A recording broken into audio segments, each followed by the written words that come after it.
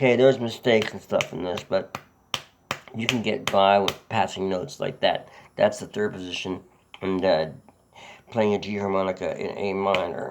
So 364.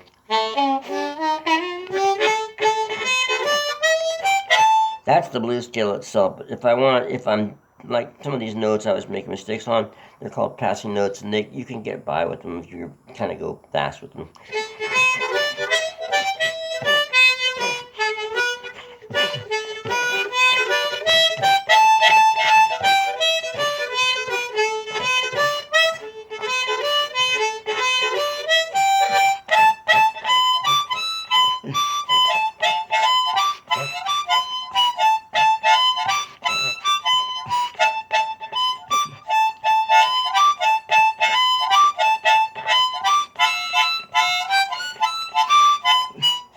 So you heard that little mistake up here.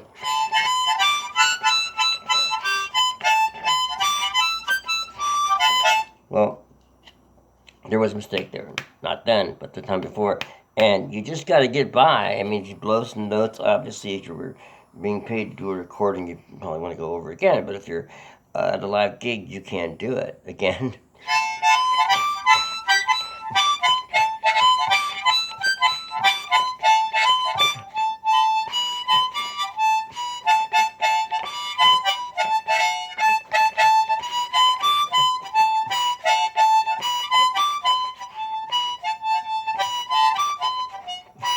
I mean, if I was wanting to do a song on YouTube with having it be just perfect with something I made up or a copy or, redo with something, I definitely would practice this, for hours before I attempted to do something that I, really wanted to make sure was as good as possible. But I grabbed this harmonica, playing it in this position, just mainly to show you guys, or whatever it is I'm doing up here.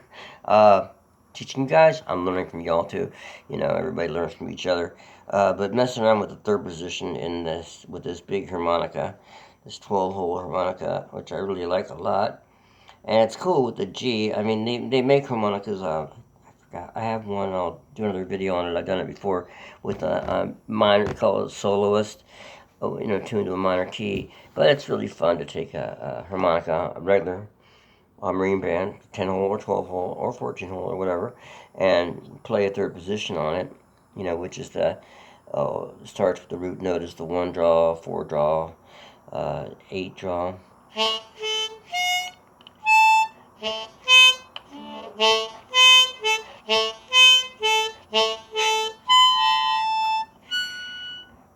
And then 10th draw, I think. Let's see, maybe not. No, because it goes opposite. I forgot. I don't know. It's up there somewhere on the top register. But the first 3 root notes are the 1 and the 4 and the 8 draw.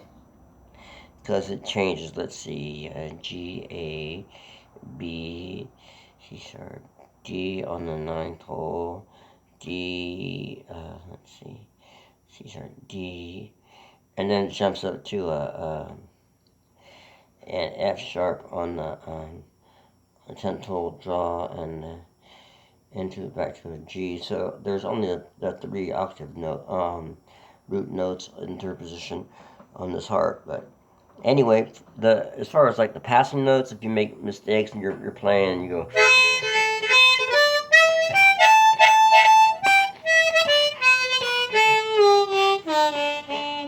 like that one, you just have to do it, and then hit into something that works, right away. You can hear that. You want more like that. Not for that.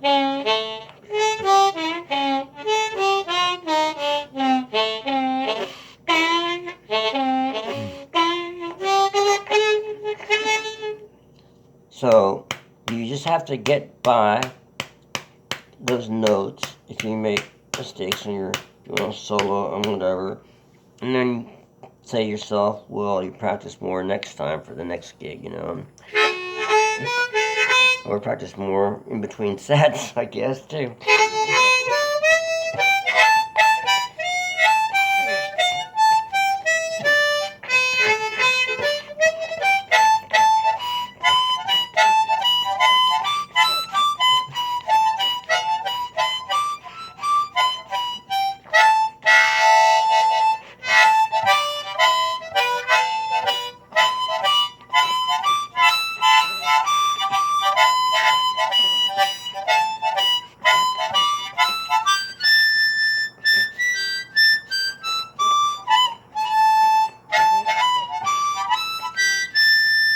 Wow, that is that.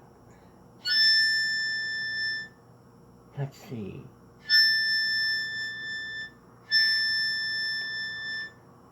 So,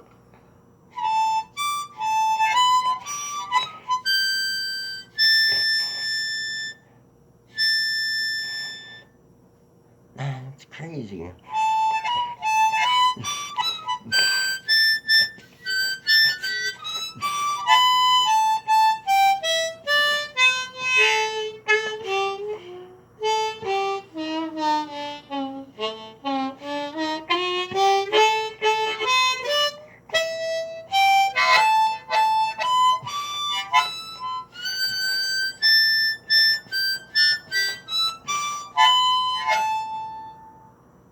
So, that is a root note here.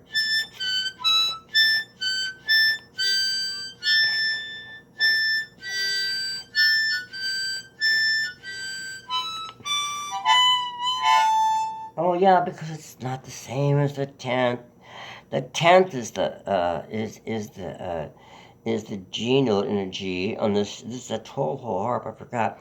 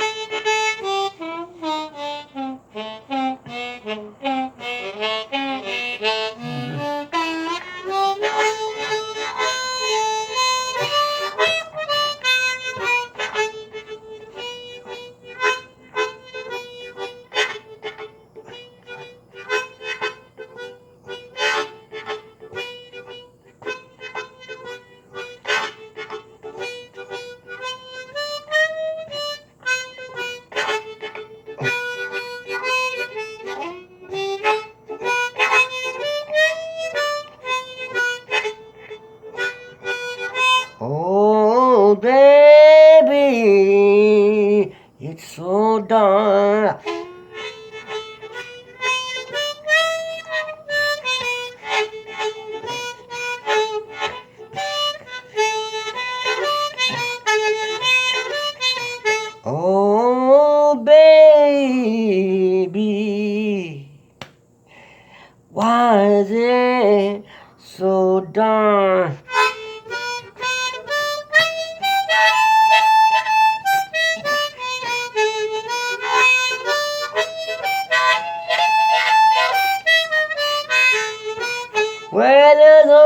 the crease, and the pillow well once was your head.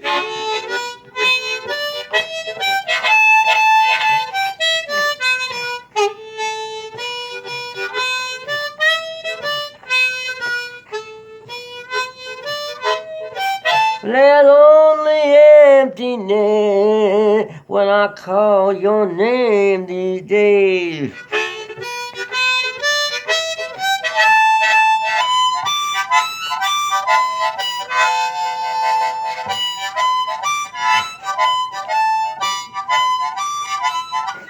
Well, once there was a sweet smell of perfume.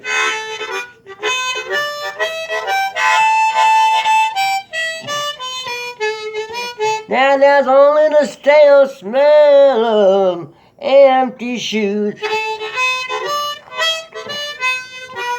And cigarette have burned down. Well, the smoke in the air, that's all I see of you.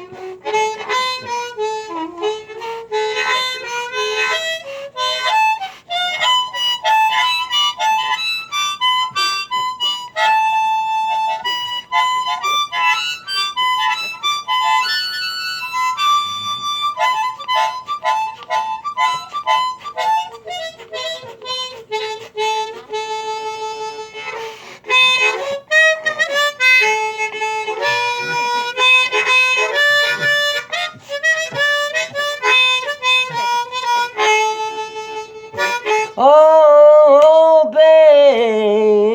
baby, it's so dark these days.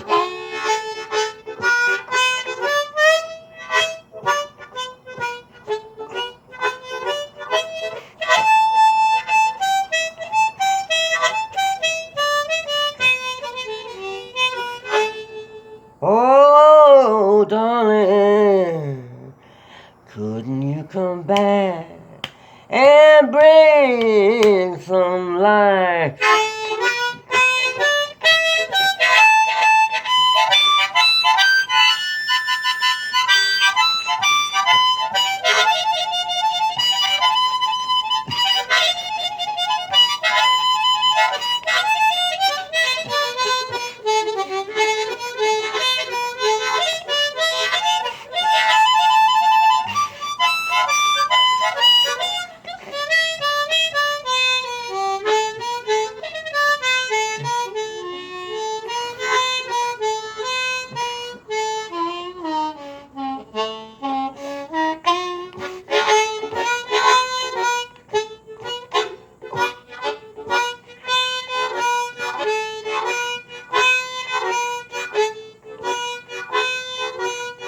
Couldn't you come back and bring some light?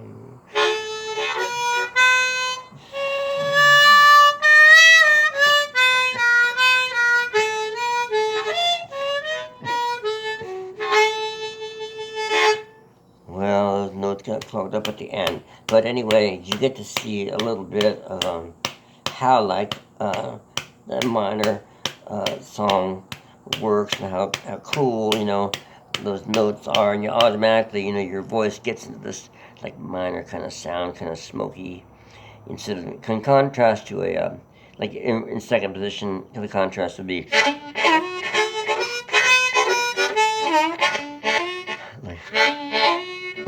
or more like...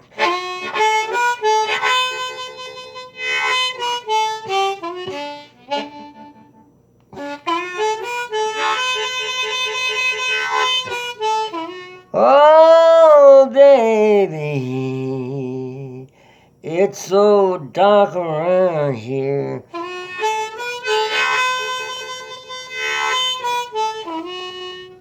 Only thing left is the smell of stale shoes and cigarettes.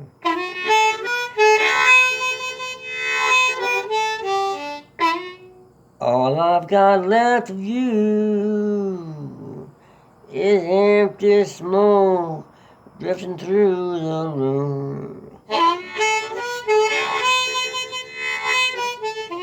So that sounds cool, I think. Not because I'm playing it, because it's just cool the way it is in the major.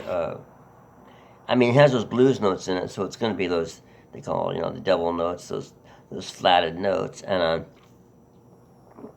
which makes. Sorry, I'm making this thing. Which gives it the blues that sound in contrast to the major sound of you know.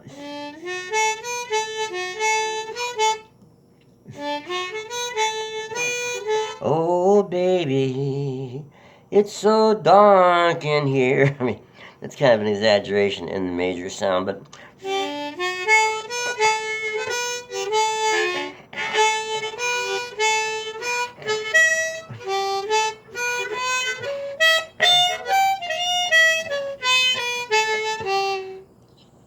Oh, baby, it's so dark in here. Oh, darling, it's so dark in here.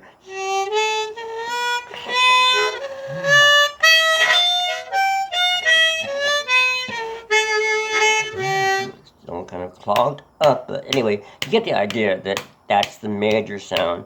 But if you're gonna do, with the cross harp, having those blues notes in it, that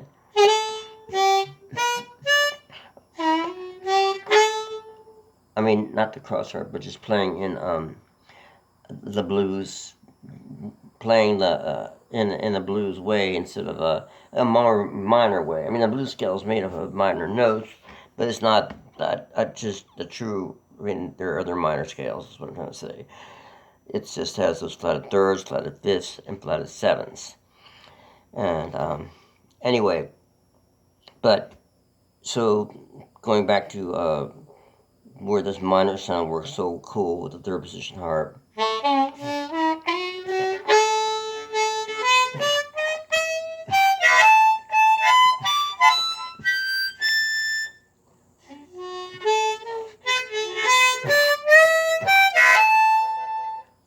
Oh, baby, it's so dark in here.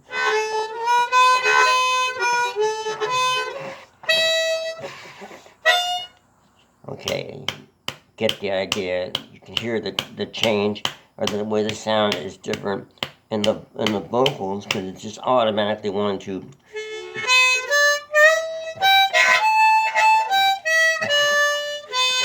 Oh, baby,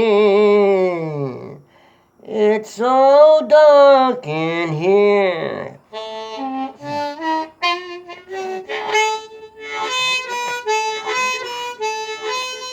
Oh, darling, it's so dark in here. Because my vocals automatically want to, I can't explain it technically, but it automatically wants to go in the direction of where I'm playing. So that's why it has that minor effect. I guess I'm singing in a minor way if I'm doing that. So, but if I was doing the typical cross harp thing again,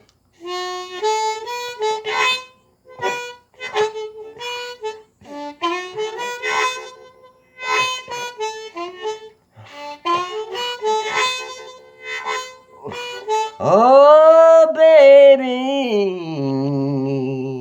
it's so dark in here. I mean, it's similar, But there is the contrast, maybe as subtle as it is, with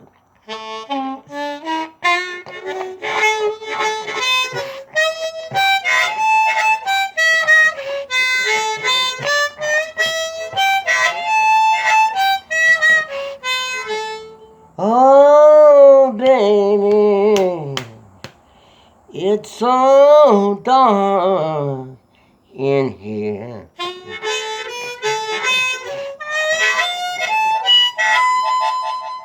Oh, baby, it's so dark in here.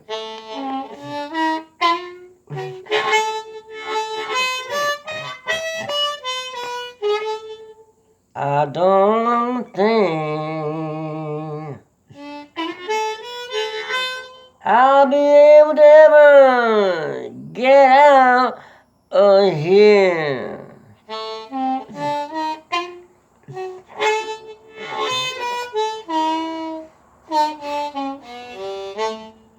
Anyway, so just a different sound. We all know that in minor and major. Because when I'm playing cross harp, even though I have those, I'm bending the notes to get the flatted thirds. I mean, it's again, if I'm playing second position cross harp, the 2-hole draw is my root, 3rd hole blow is my root. So, and then the 4 is the 4-hole blow, and 5 is the 4-hole draw. So, so the thing is that the second hole, the third would be the flatted third is still going to be, you know, in the blues thing, but it's like, I mean, I can bend that third note down half step.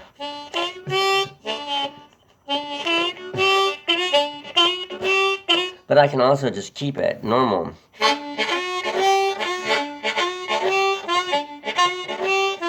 But it's different, you know, when I'm doing the...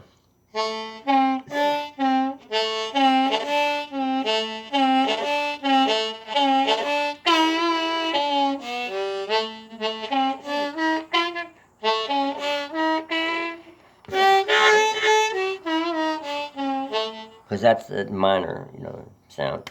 Alright, I'm starting to repeat myself in circles, I know, but I just hope that you all get a taste of what I'm trying to say, trying to, you know, show off through sound, or explain through sound, you know, the difference of how it sounds, even the subtle differences of where it sounds when you're playing and singing to the in the different positions. And we dealt with in this video 3rd position and the 2nd position and 1st position a little bit.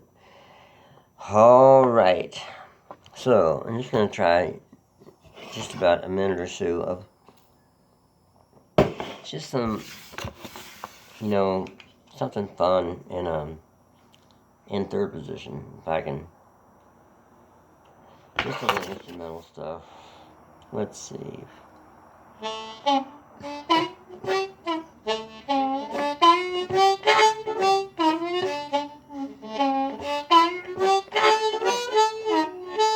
No, I think I'm just going to play something in cross harp. We had enough of the 3rd position.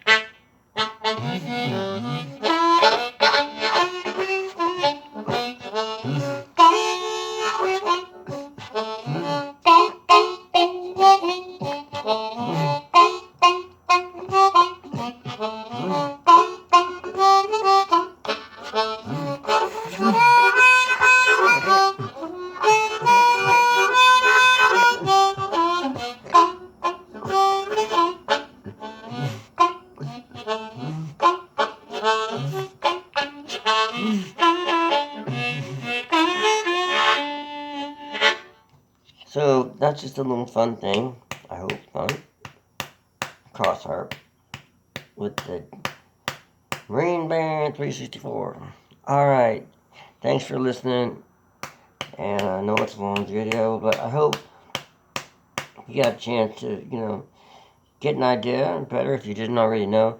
You know how cool it is to, when you play in these different positions, it's not just to play, different notes and different, well, it is, but it's also, you set the mood up. A song in your set might be, when you're playing a gig, might be in first position, or second position, or third, or fourth, or fifth, or whatever, however positions you can play. But I am just learning fourth and fifth position, and really third for two. I'm really pretty much a beginner in third, although I played third position off and on for years, but not consistently trying to get better at it like I have the last year. But anyway, I'm still pretty rusty with it. But anyway, it's to add, because you gotta, when you're doing a gig, you need to balance the songs out. You can't have like 5 or 6 shuffles in a row, or 3 songs straight up with just hanging on the one, vamping on the one. You got to mix up tempo, the times, the songs. There's a lot involved in making up a set list, and where to place the songs. I mean, it's easy to get sloppy with it. But if you want to do it the right way, you really got to think about, okay, like, this song's got this kind of a mood. This song's got that kind of mood, you know. This song is a shuffle. This song it just goes, is like more of a Zydeco type thing. This song hangs on the one, like Wish You Would. Boom, boom, boom, boom, boom, boom, boom, boom, boom, boom, boom, boom, boom, boom, boom. Early in the morning, around the break of day. Dun, dun, dun, dun, dun, dun, dun, that's my baby went away. So, that just hangs on the one. The great Billy Boy Arnold song. Anyway, you got to make up a set list so that the band stays inspired, or if you're just doing a solo or do a thing, everybody stays inspired, but also that the audience thinks they don't, oh, here's another shuffle, or here's another whatever, you want, oh, that's cool, that's a different sound, that kind of a thing. So it's a little more serious than you might think when you put your set list together. Anyway, have a fine morning, night, day. Let's see. There's morning, there's afternoon, there's night, and then there's the day, right? So have a fine morning, day, night. Have a fine morning, afternoon, night, or day, wherever in this world you are, and be cool, be safe, stay well. And thank you very much for watching and listening to what my video is. Sorry, it's kind of gone a long time. But if you like it still and feel like sticking a thumbs up on it, and or subscribing if you haven't, much appreciation. There's a PayPal thing somewhere around there, which I'm always grateful. It helps out what we're doing here. And y'all have a fine time wherever you are. So long.